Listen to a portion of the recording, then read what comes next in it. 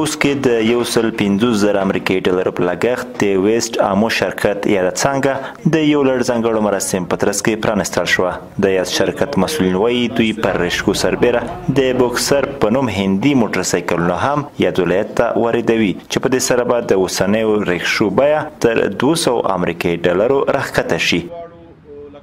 په ضمن کې زموږ بجاج رکشې چې دی 200 سی سی ظرفیت لري او په ضمن کې چې دی موږ غواړو چې د ګرانو هیوادوالو لپاره د بوکسر چې کوم موټرسایکل دی په راتلونکي کې چې دی د دې عرضدار تولید مو کو پوه شو چې دا ډېره ښه نتیجه لري پوه شوي او غواړو چې دغه فعالیتونه هم په راتلونکي کې چې دی په داخل د هیواد کې ترسره کړو. د خوستوالي لپاره خو یو ښه زیره دا ده چې د نورو ځایونه به دې نه دولې $200 دلته کام ریټ وي.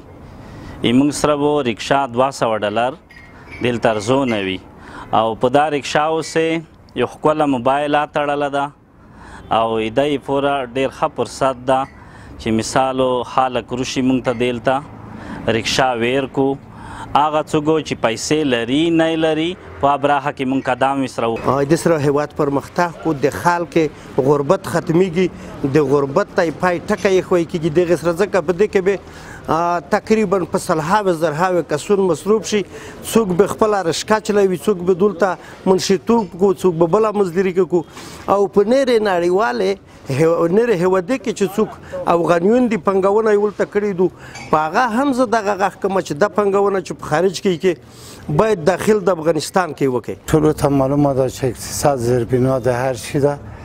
او به اقتصاد هر څه ناممکن دي. پس خصوصی شرکتونو ته باید زمینه دولت مساعده کړي د افغانستان اسلامي امارت چې دوی سره پوره همکاري وکړي تر څو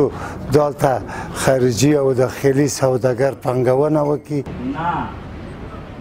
د یاد څانګې مسؤلین وایي دوی هڅه کوي په راتلونکي کې په سوداګریزه برخه کې نور تغییرات هم رامنځته کړي څو په دې سره وارد شوي ماشینري خلکو ته په سهولت او په ټیټه بیه پرېوځي.